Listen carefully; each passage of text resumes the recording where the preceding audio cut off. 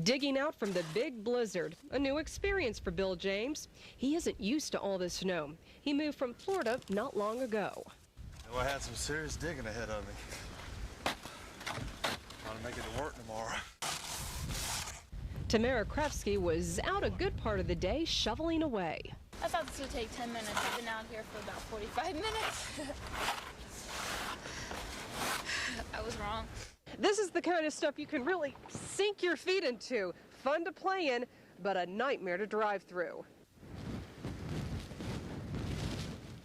You don't have to drive far to see stranded vehicles. Even big trucks are caught in the snow. The driver of this rig got stuck last night in the worst storm he's seen in years. To be honest with you, it's the first time I see a snowstorm like this around here, you know. They're talking about 25 inches of snow. That's a lot, huh? Parts of I-81 are like an ice skating rink, and boy, is it ever slick out here.